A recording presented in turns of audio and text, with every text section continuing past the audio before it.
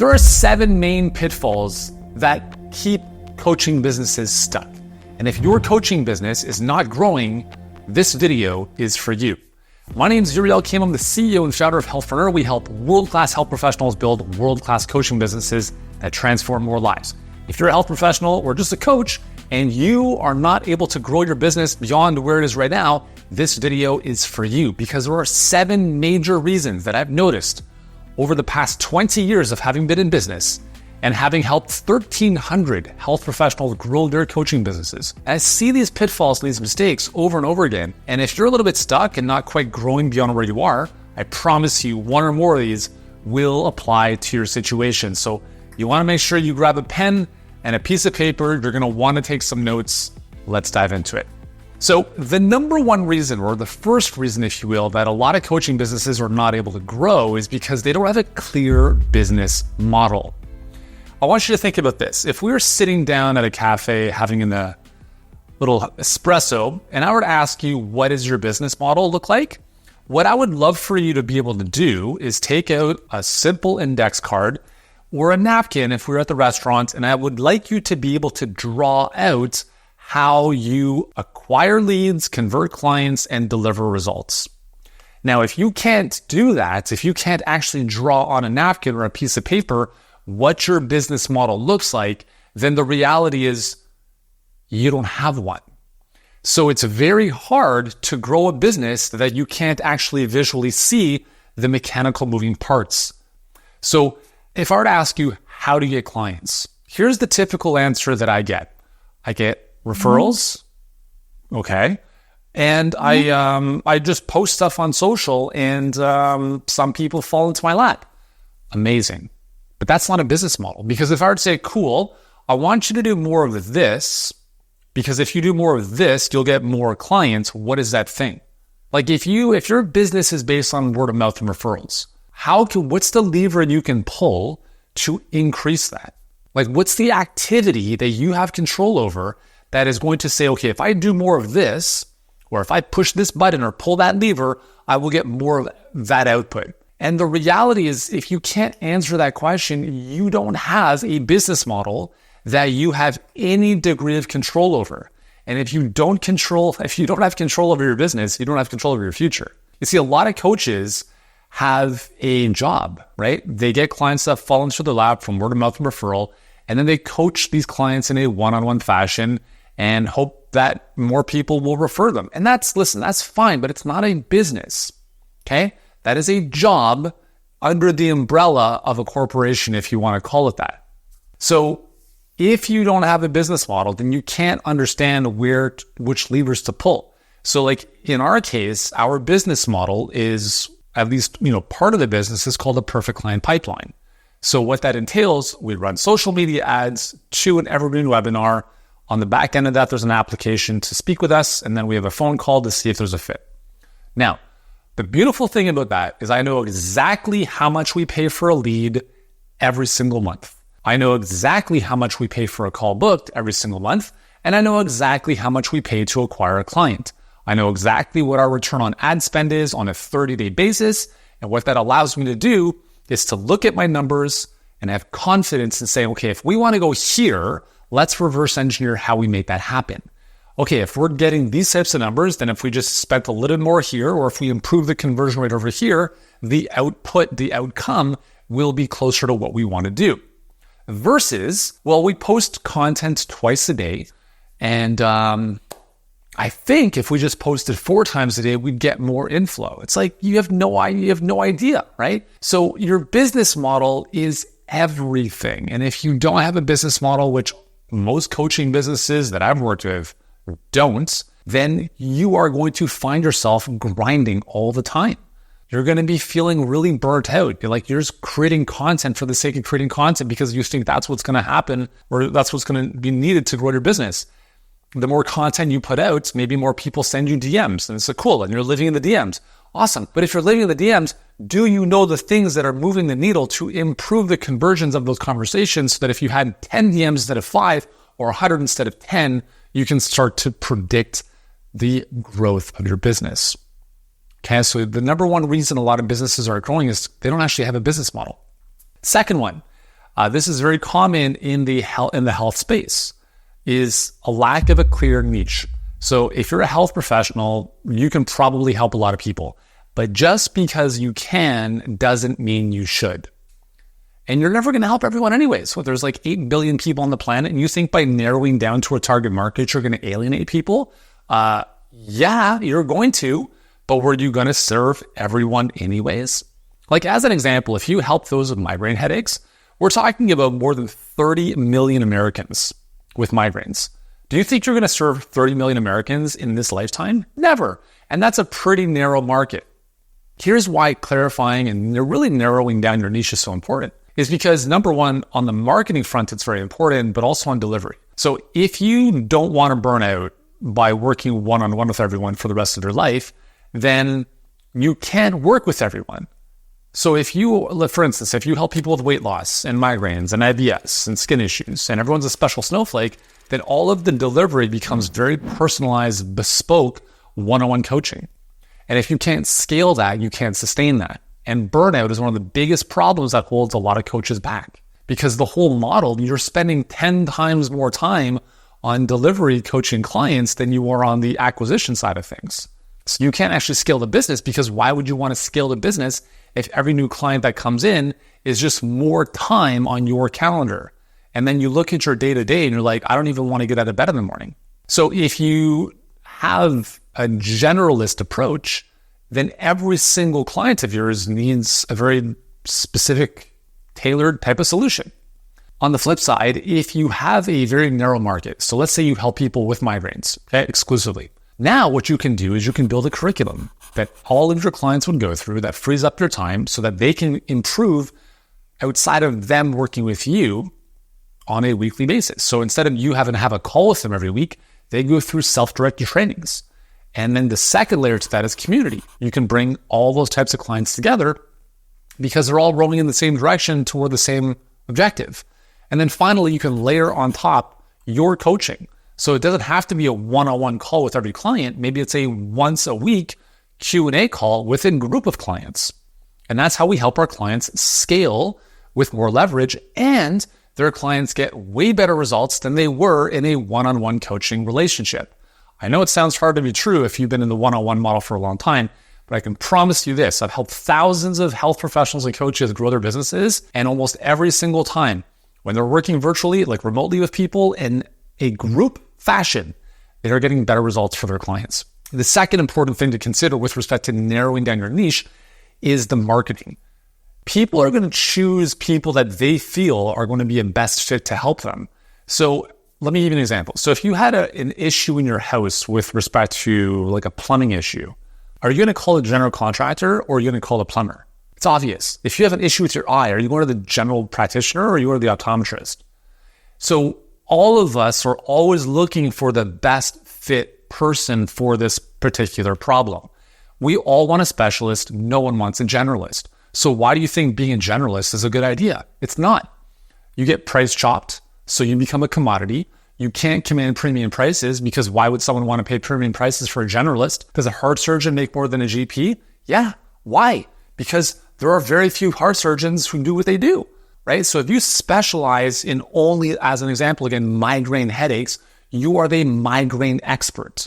There are fewer of them than there are general health coaches or functional medicine practitioners in general, okay? And what that means is the messaging on the marketing front becomes laser focused. So when people see it, they're like, oh, that's for me, because that's what I'm dealing with. So narrowing down your niche is massively important. And if you're not doing that, that can be one of the biggest reasons you might have a tough time acquiring clients. But also on the delivery, you can't scale it because why would you want to acquire clients if everyone is a special snowflake and everyone is getting one-on-one, 1 hour call every single week, and it's just going to grind you down to the, into a pulp.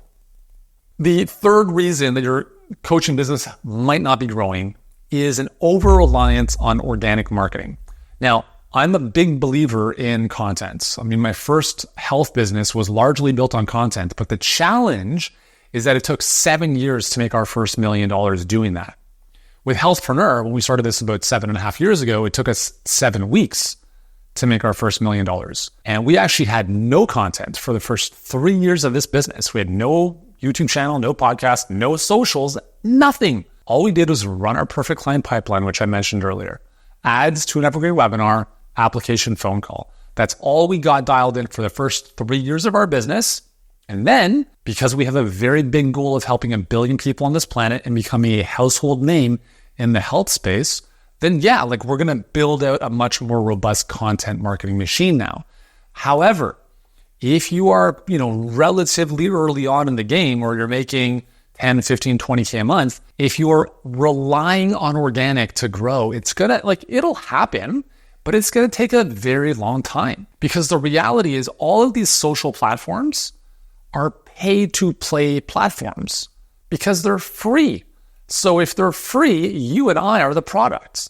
And that means that they have amassed, like Meta, as an example, has amassed more than 3 billion users. So why would they do that? Because if they get the eyeballs, then that's where the advertisers want to go, myself included. So what that means is, because these platforms are pay to play, they're going to give more inventory to advertising and a little bit less indexing to organic content. So if you've ever found yourself frustrated by, pouring hours into creating something that no one sees, welcome to the club, right?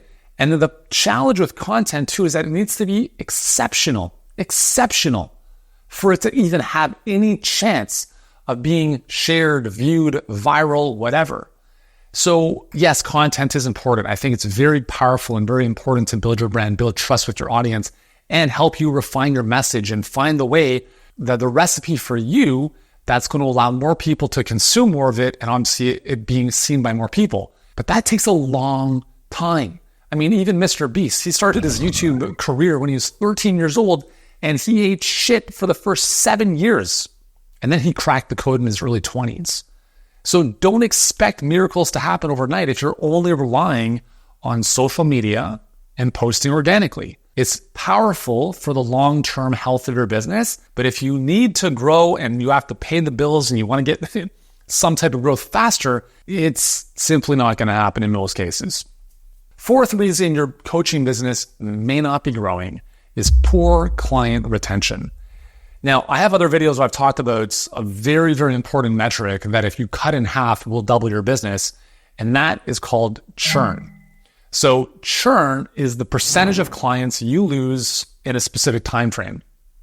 So if you have clients that are paying you on a monthly basis, then you would measure churn on a monthly basis. So for instance, if you have 100 active clients at the start of the month, and then at the end of the month, 10 of them left, you have a 10% churn, okay?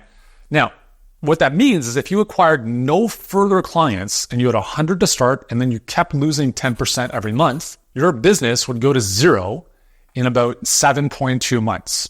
It's called the rule of 72. 72 divided by the percentage of growth, or churn in this case. So 72 divided by 10% is 7.2 months. So you would lose all of your clients at that rate in 7.2 months. So why is churn so important? Well, the reality is that it costs a lot more money and a lot more time to acquire new clients on the front end. I don't think that's rocket science. I'm sure you can appreciate that it's a lot easier to retain clients on the back end. So unless you have a very robust acquisition machine on the front end, you have to do whatever you possibly can to retain and ascend your clients on the back end. So here's something to consider. I like to keep business pretty simple. So in a coaching business, you have your core offer, which is the main coaching offer people come in for. It's going to solve a very specific problem. It's going to be as short as needed, right? 2, 3, 4 months. And it should be premium priced, $2,000 to $5,000. So what happens when people finish that? Well, you don't want them to just fall off a cliff and leave. You should want to maintain your clients forever, assuming you enjoy working with them.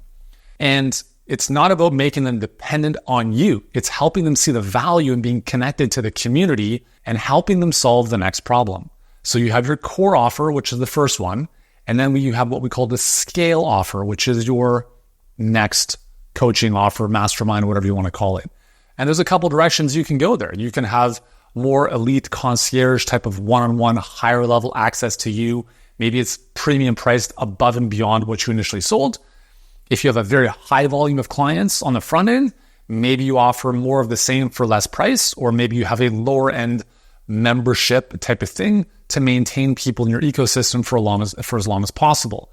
There are a number of different ways you can take that. But the key thing to remember is that if you are always losing clients in the back end, it puts a tremendous amount of strain on the front end. You have to be hustling all the time to get more clients.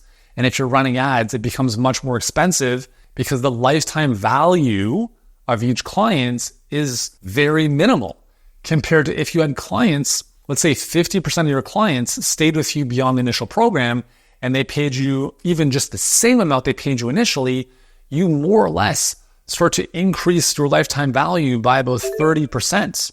So if lifetime value for one client is 5,000, without the back end, that's, it is what it is.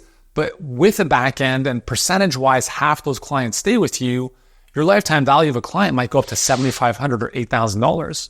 And that means you as a business have a much greater likelihood of staying in business. Because when it comes to acquiring clients, it's not about getting clients at the cheapest possible price. The saying goes, like, it's not, I don't know if it's a saying or whatever, but basically in marketing, it's not about getting the cheapest cost for clients. It's essentially he or she who can spend the most to acquire a client wins. And this is why I'm not a huge fan in the slightest of selling low ticket stuff. Because in the world, and again, whether you're advertising or not, like, you're still paying in some way, shape, or form. You're paying for team, your time, something. And if the lifetime value of a client to you is $2,000 and the lifetime value of a client to someone else in the same space is $10,000, do you think they have more ammunition to go out and find more clients? Yeah. If they're running ads, like, there are people in your space who are selling ebooks and low price courses for $100.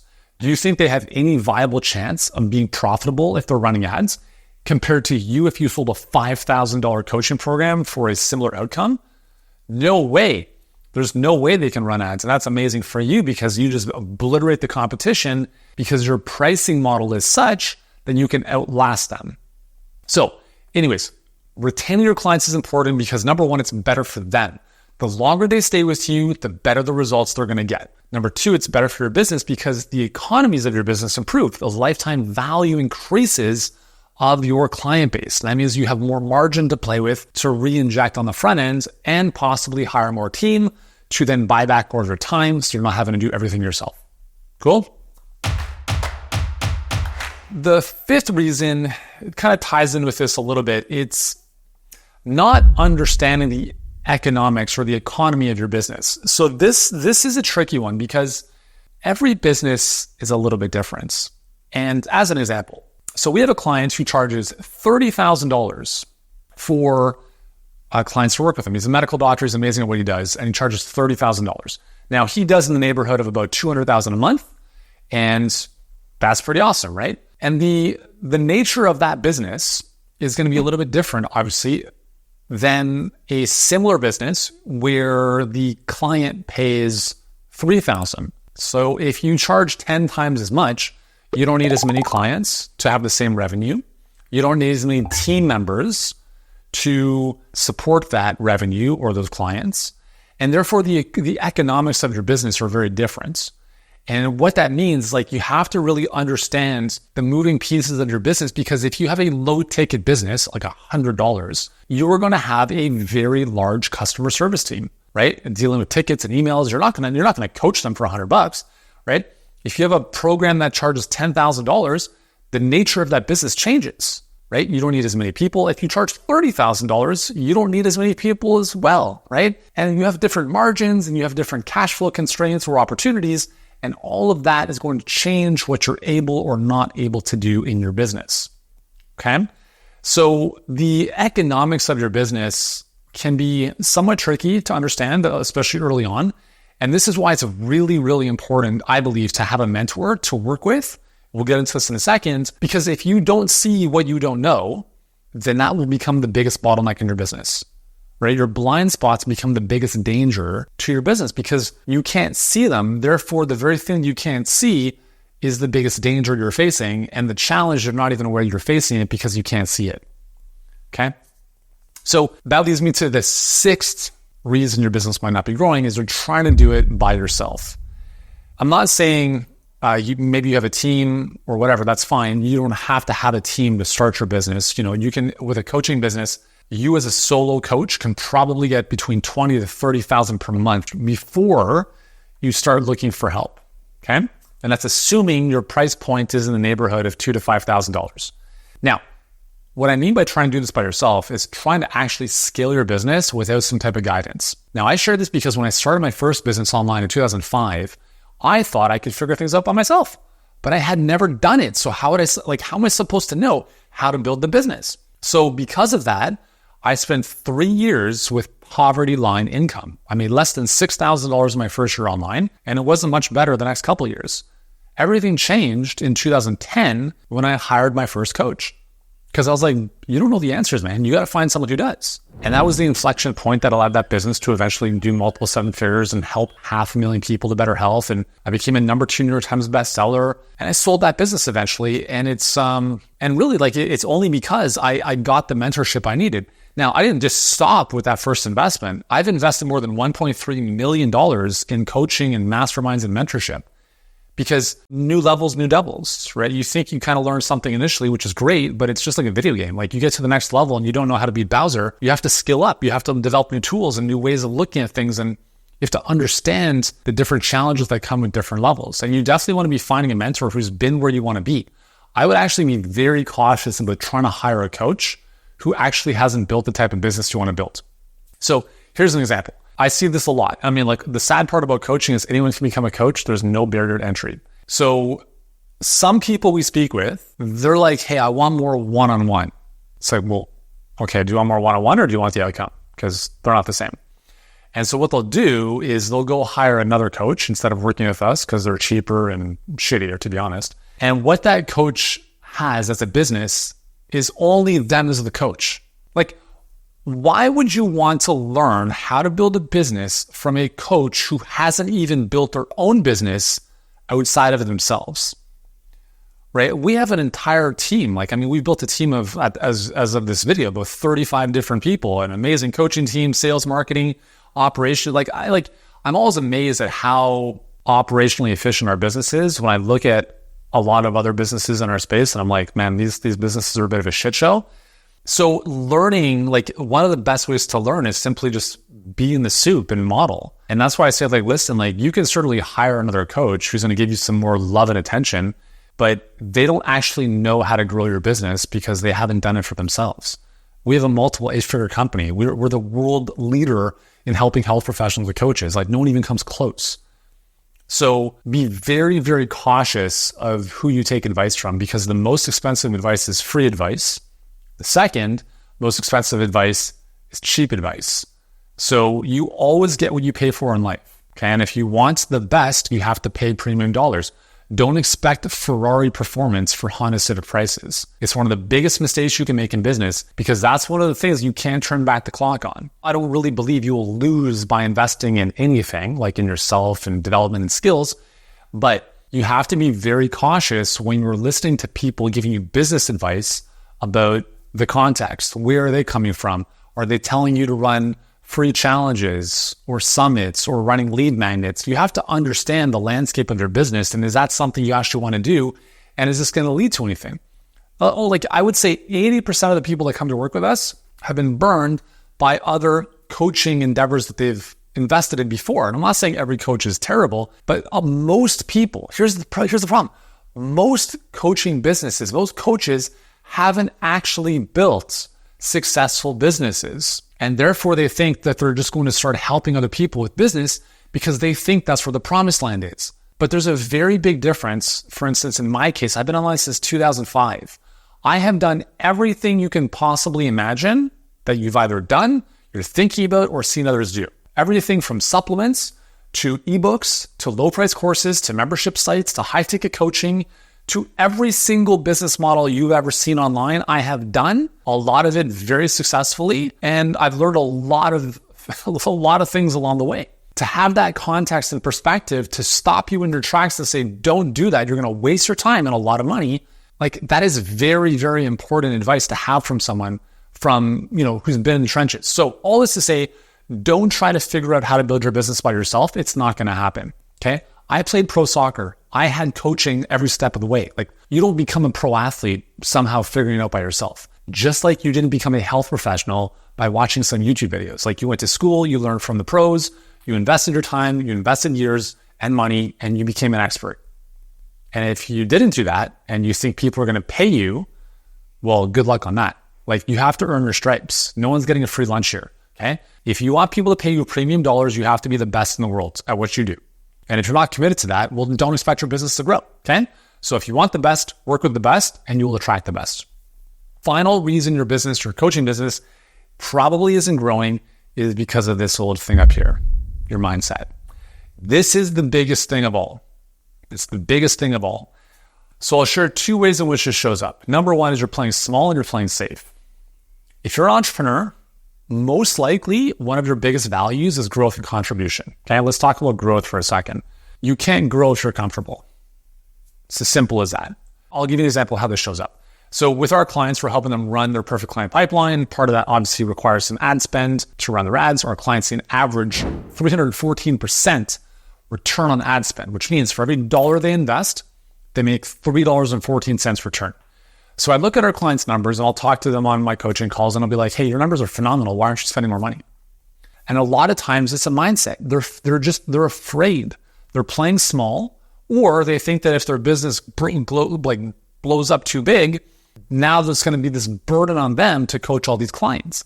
And again, these are just mindsets of like, I'm not too sure what to do instead, which is again, why they're in our ecosystem so we can show them how to deal with these problems when they arise. So if you are playing small, if you are playing safe, that is the single biggest reason why your business isn't growing, because your mindset is not even fixated on the bigger opportunity.